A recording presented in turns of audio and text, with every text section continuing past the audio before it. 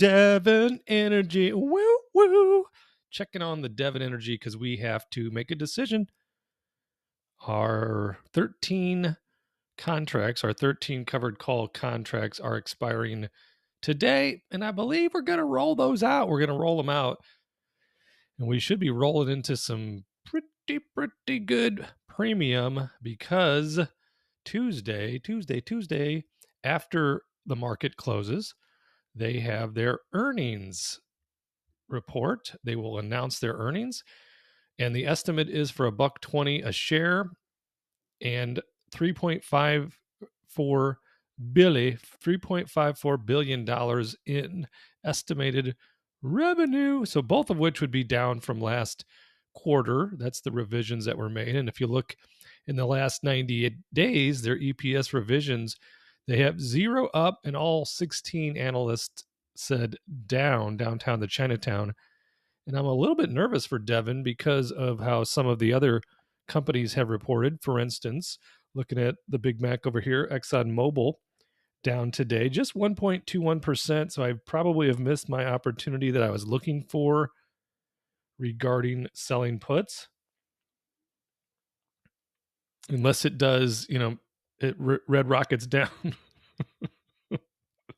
If it red rockets down before the close today, then I might try to get a position in. Only 9 minutes remain until the bell tolls.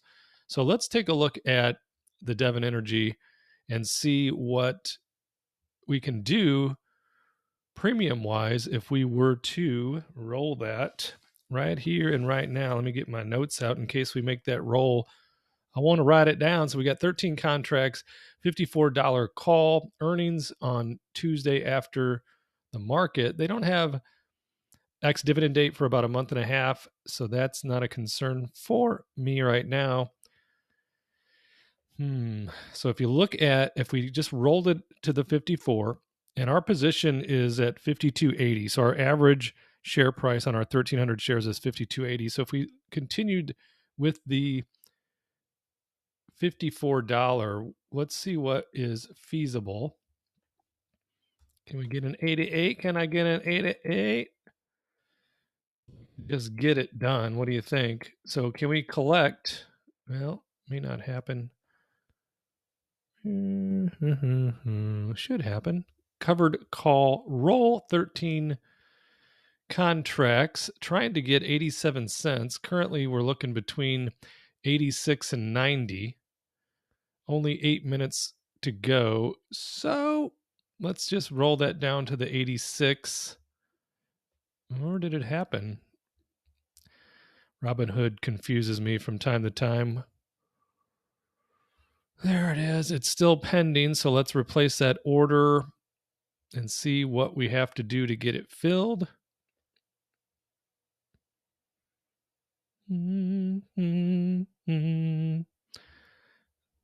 Okay, clicking through 13 contracts. Can we get the 87 that we just wasn't able to?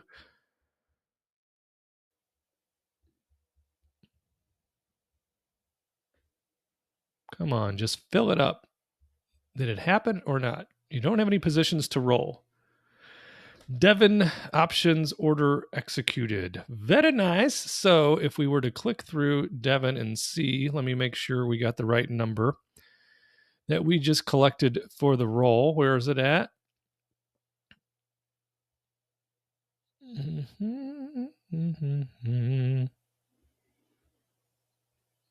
Let's go down here and take a look. There it is, $1,131. Okay, so write that down. $1,131. And then I was looking at the spreadsheet. If we were to, move my big head out of the way. And let's see, today's the 28th. So let's add a row, insert, row, row your boat gently down the stream. 728. We rolled. If my stomach growling is being caught on this microphone, I'm going to be very embarrassed. Not really. And where did I write it? I write like an ant, and I've got this note. 1131 bot. 1131. So you can see what goes on volatility wise when you're dealing with earnings. So if they just go crazy, because if we look over here on Earnings Whisper, what do you think of Devon? Shh, shh, don't tell anybody, but we think it's going to be a buck 24, which is going to be fantastic if that's the case. So if they go a buck 24 and revenue of 385, so that would be a very good. There's your head in the way again. Get your head out the way. So if they roll in at a 385 revenue with a, what was it, 126, 124, so it'd be a double beat if Earnings Whisper is correct, but I don't know. I have no idea if they're going to be correct because I'm a little nervous about how some of the oil companies have reported, and I know that Q2 wasn't a great quarter for oil prices, and I know energy is on the gas side, or um, the natural gas side wasn't a good quarter either. So it could be a disappointing report. And then if the share prices go down, I would be just sitting on those shares if I were to just let these expire today instead of rolling them for this big dollar bills. So I wanted the big dollar bills. And then if it does have a great earnings report and the shares go through the roof, and I'm not able to roll them into any type of action that we're interested in, well, then I've added a little bit of dollar bills on the share appreciation, and then all the money we've collected from dividends and also premium, which is right here.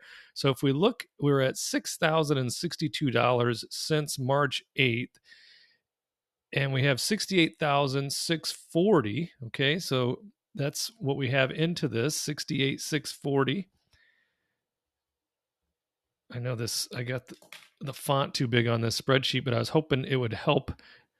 I was hoping it would help you. So let's get out the abacus, beep, boop, boop, and see what we have in store. 6,000.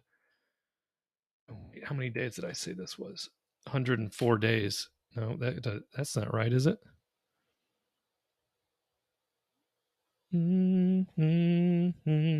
Jamie's crying. Wow, wow. 23, 30. Oh, there it is. If I could just keep my aunt notes in order and know where I wrote them down, then this would go a lot faster, a lot smoother for you. 142 days is what we're dealing with here in the trade. 142.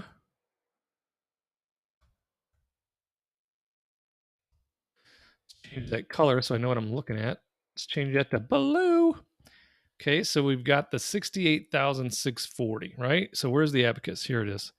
6,062, all right, with premiums and dividends divided by the 68,640 we have in here. So we got 8.8% just in total as far as the return is concerned. But you know what I like to do? Yep, I like to annualize these trades because it makes me feel real good inside. So let's divide it by the number of days in the trade, 142, and then multiply it by 365 to annualize, and we've got a 22.7% annualized return.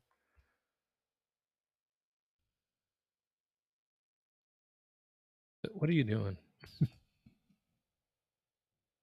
Who are you talking to? I'm talking to myself. That's who.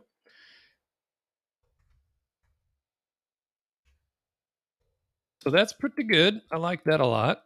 I like 22.7% annualized return. So let's get that looking green and bold. You say green, bold.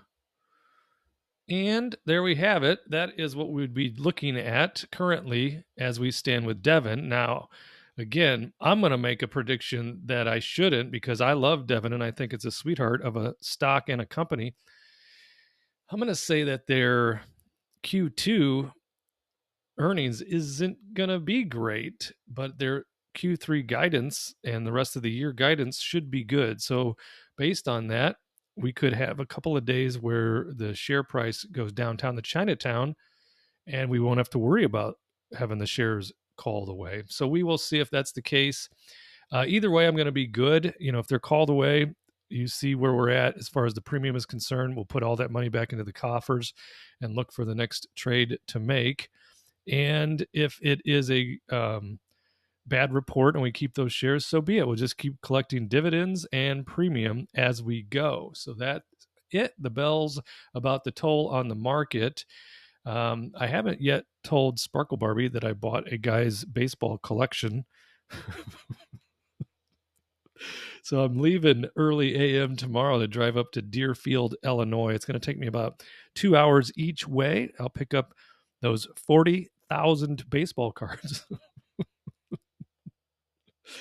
And then whenever she isn't looking, I'll be sorting them and just have a smile on my face from ear to ear. So I'm going to tell her tonight, maybe I'll convince her to have a cocktail, just mellow her out a little bit, and then let her know what I spent on the collection, and that I'll have to be leaving early in the morning. So that is Friday for us, July 28th, Expiration Friday. It's just another Expiration Friday. Oh, let's make sure. Well, it's too late now because we're saying goodbye to a few of our old friends, Johnson & Johnson, Coca-Cola, and Suncor, saying goodbye to all of those today. And we'll let Merck expire at full profit. We're going to let them come out with their earnings report and see what they're going to do. But we'll see what they do on Monday, and then we may make a covered call trade on that regard. If they're up on Monday. AT&T, that'll expire full profit. Verizon, same thing. ExxonMobil, same thing. Oh, I didn't tell you about, I had a couple of things I did. I was talking about RTX. I'm not sure. Yeah, I made that trade with you, so you know about that trade. That's going well so far. It's at 78% profit. And then I did put on a Procter & Gamble put, just one for fun. It was an earnings play, and had my fingers crossed, flipped a coin, and ended up doing pretty well on that so far. Also, it's at 95% profit. In fact, I should have closed it. I'm pretty sure I can't close it now. Are they going to give me extended trading? Buy to close. Let's do. Is that possible, or is it just going to queue it? Is it just going to queue it? Yeah, it's pending. It's a pending. So let's get that order off the board. And we'll look at it again on Monday, because if you look, Procter & Gamble's at 156.42, so we're sitting pretty on our 150 put, and I was going to be fine with it either way. If the response to the earnings was unfavorable from the market, I would take Procter & Gamble at the 150 minus what I collected in premium, and then we would work that trade from there. So that's what we have going into the weekend. I hope you indeed have a wonderful weekend. I will see you. The latest will be Monday. I might check in over the weekend and review the week and the trades that went on. I don't think we collected any dividends this week, but I'll have to look through my notifications to see what's happening there. But make sure you are a subscriber, like the video, leave me a lovable comment, and I'll see you in the next video.